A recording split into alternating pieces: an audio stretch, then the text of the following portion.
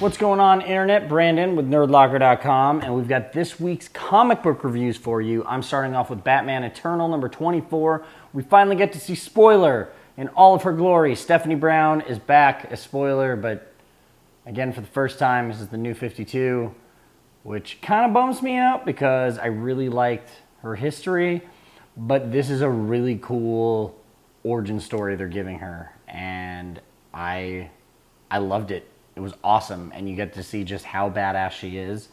I can't wait to see what she really does with this in the whole Batman Eternal story, because there's a lot of stuff going on. It's way different from when it started out. There's more going on than we thought about, and I just can't wait to see how she fits into this and into the Bat family. So I'm giving this book 4 to 5 nerd skulls. Let me know what you thought. All right, guys, so I got to read Avengers number 35 this week, and it was awesome. Pretty much, this is when the 8 months later kicks off in the Marvel Universe. Some stories are going to be going on still concurrently with normal time, but this has jumped into the future to kind of give us a view of where the Marvel Universe is headed after Axis and a couple other things wrap up. And it's awesome. It's really cool the way they handled and brought in certain people, and they leave you guessing and give you questions and answers.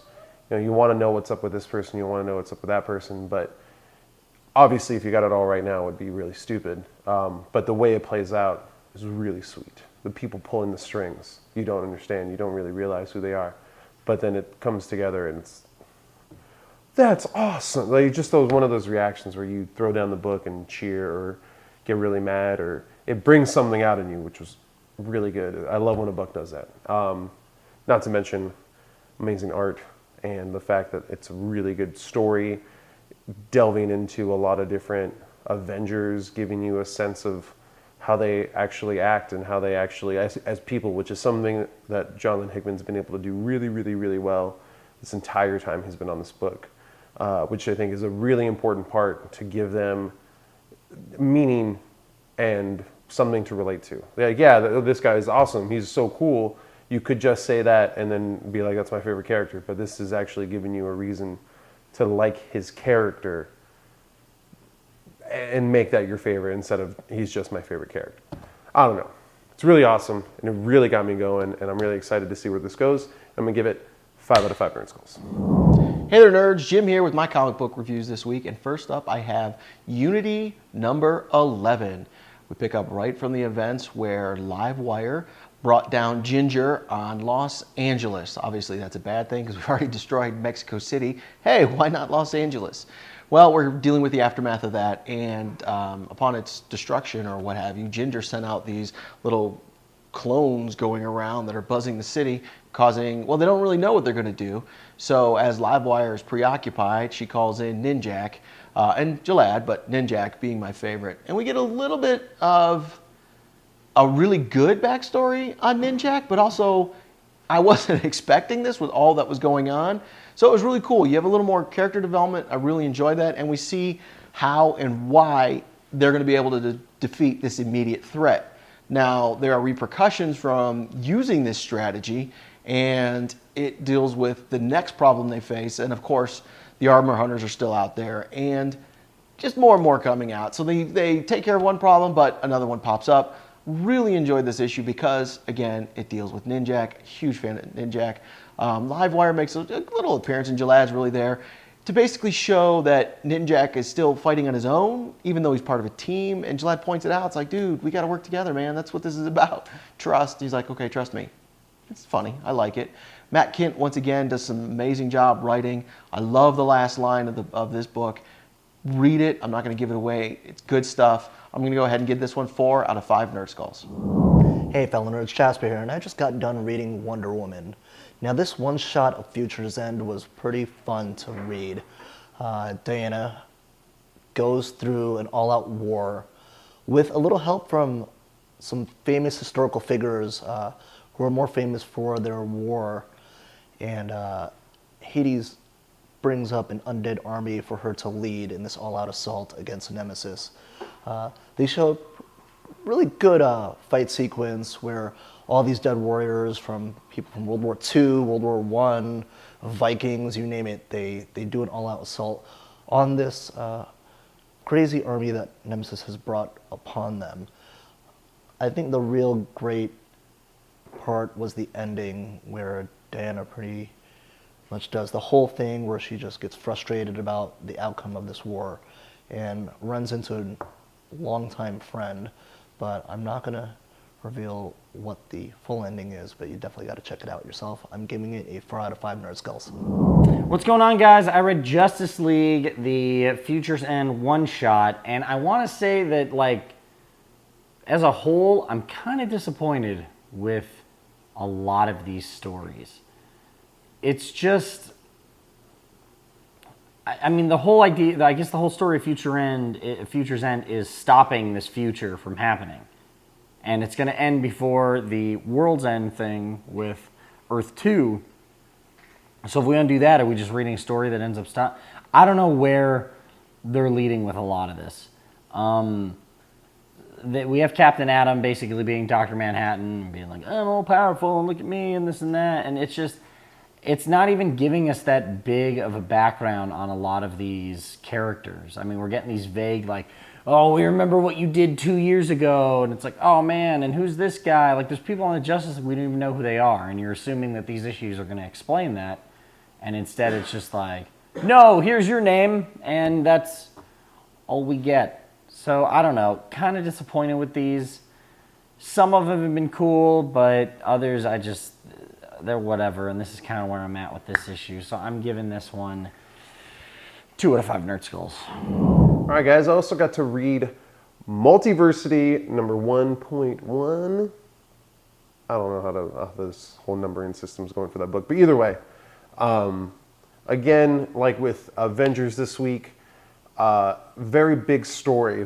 A lot of things are going on. As we found out with the first one, the bad guy is actually really interesting. The way Grant Morrison's laying the story out is really, really cool.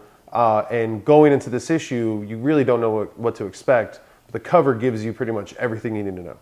It's like, late 30s, 40s, adventuring type characters, like old school superheroes, back before superheroes were really superheroes when they were coming into their own.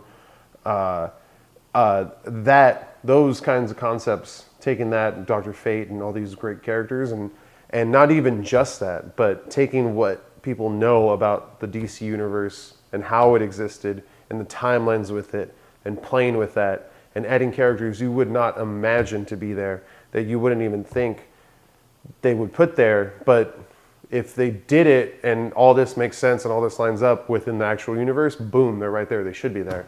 And it's awesome. It's really, really sweet. There's like 3 characters that were in this book that I did not even think would be there. It was like mind blowing. It was awesome. It was great. Obviously, you have no idea what the hell's going on the entire time because it is Grant Morrison, and it's more of a broad strokes kind of book, which I cannot be upset about. It was actually really, really fun to read, given the setting and the place and the characters and what they did, and Dr. Fate being an absolute badass and not so crazy and cut off from the world. He's still kind of like that, but it's not as like Doctor Strangey, where it's just too much, where you're like, whoa, dude, I don't even know what you're saying right now. But, I mean, you get a little bit of that, but there's also some cool, funny moments and, like, some really sweet action sequences and just how they're creating, I feel, what is a multiple world, another one of the multiple worlds, was really cool. This is in the right hands. This book is in the right hands for someone to explain the craziness that is the DC multiverse and what it could be and what it should be. So I'm really, really hoping that this kind of keeps going. The next one, Earth Me, looks really, really awesome. I'm excited to read it. And let me know what you guys think about this book, because I feel like there's a lot of things I missed. So let me know, guys. 5 out of 5 nerd skulls again. All right, guys, I got to read Miles Morales, The Ultimate Spider-Man, number 5. And this is maybe the only Ultimate book that is not getting canceled, because it's the only Ultimate book that's really good. Was not a fan of Ultimates. Ultimate FF was not good. They've given up on the X-Men and everything else. But this is outstanding so far. We're seeing that Peter Parker is back. Is he a clone? Is he actually Peter Parker? What happened? Looks like we're going to get some of those answers. But first, we get to see a really cool kind of sit down with Norman Osborn and J. Jonah Jameson. Norman Osborn trying to tell his side of the story and why he is what he is and why he killed Peter Parker allegedly. But now that Peter is not dead, I don't know. There's a lot of mystery to this, but Ultimate Spider-Man has always been a very solid book. I mean, from the beginning. And I think bringing Peter back while you have Miles, but still establishing Miles as Spider-Man is awesome. And I can't wait to see what direction we go in with this. I'm going to keep reading. You should too. I'm giving this issue 4 out of 5 nerd skulls. Also from Valiant, I got to read The Delinquents. Huge fan. I know I've said this a million times. I love Quantum and Woody. I love Archer and Armstrong. So when these two come together on a quest of hobos, what couldn't be perfect? I mean, it's awesome. This starts off right with Quantum and Woody trying to find out more of the hobo code. They end up on the farm that they referenced earlier that's owned by, to be honest, I don't even know who it's owned by, but it's great because the writing brings in essentially the same humor as the ERA from the Quantum and Woody books, which I think is hilarious. So we have essentially a genetically altered cow farm, and the cows mutate. And it's again hilarious. I love it. And it's a great little Easter egg in there, as 3 of the cows are named after characters from Game of Thrones. So I thought that was fun. The characters do meet up. Quantum and Woody meets up with Archer and Armstrong, and again, hilarity ensues. There's misunderstanding, as always, of course. I love another little, and this time it's James Asmus who actually did the writing, but it's sort of a Fred Van Lett type of thing that he does, and that he references a historical point where Armstrong is going to fly, and it's because he stole some of the coolest inventions that Da Vinci came up with. I think that's hilarious. Great use of history. Again, great book. I thought it got a little slow here at the end, a little wordy as the teams are coming together, trying to figure out what they're going to do, how they're going to cooperate, if they're going to cooperate, what they're trying to find. But again, it's entertaining. I really like how James Asmus writes, so it is entertaining, but it did slow the pace down from the beginning, where we basically have teams on the run, then teams meet each other, and then it just slowed down a little bit for that. I highly recommend you pick up this book. I think it's highly entertaining. I'm going to go ahead and give this 3.5 out of 5 nerd skulls. All right, guys, I get to read Edge of the Spider-Verse number 2. This one is Gwen Stacy Spider-Woman, and this is awesome because Gwen Stacy's awesome, and we get to see how she came about being Spider-Woman, what has happened with Peter Parker in this universe. And personally, I love this. I love the idea of Gwen Stacy being Spider-Woman. I like the idea that these are other Spider-Men you can possibly bring into the 616 and just do something interesting. I mean, we're going to have something interesting with Spider-Verse, but people like this, where it's not Peter Parker, but it's somebody important to Peter Parker, and we're going to see her interact with all of, the other Peters that have lost her, especially 616. I love the idea behind this. I was kind of weary at first, of all these alternate Spider-Man. I mean, you've seen that with Avengers and you've seen it with X-Men, but to do it with one single character, I wasn't really sure. But they're doing some awesome stuff with this so far, and I definitely suggest checking this out. I'm giving this book 4 out of 5 nerd skulls. I guess I also got to read Uncanny Avengers number 24, and this being one of my absolute favorite books, I was really super excited, but a little disappointed only because it's like the first issue of another story arc. Yeah, it's built off of everything that's happened, but everything before this was so crazy insane, and it built up, and then it finally paid off that it was going to be hard to kind of like jump back into a crazy story, which it kind of does, but it's like midway into it, so it takes a little bit for you to understand what really is going on. Some really messed up scenes within this book, some really messed up things going down, and some awesome kind of reveals, kind of just like, boom, things are about to go down, things are about to happen. So I'm excited to see where this goes. Again, one of my absolute favorite books, and this is one of the books leading into Axis. It's not jumping 8 months in the future. It's doing its own damn thing, which is awesome. And I'm really, really stoked for this. So I'm going to give it 4 out of 5 nerd skulls. and I want you to let me know what you feel about this book. All right, guys, I got to read Manifest Destiny number 10, and this book continues to be like my favorite independent book out there right now. It's just a great idea.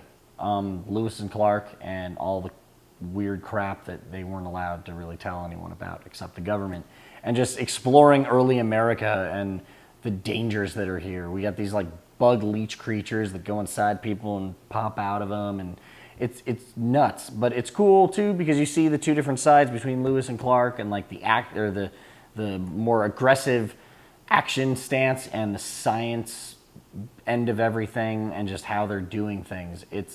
It's outstanding. This book is great. It's only 10 issues in. I know the first volume's out, so this is something you guys should jump on while you can before it's like, 30 issues in, you're lost, and they don't have volume 1 or whatever. Like this is an outstanding book. I definitely suggest you guys read this. I'm giving this 5 out of 5 Nerd Skulls.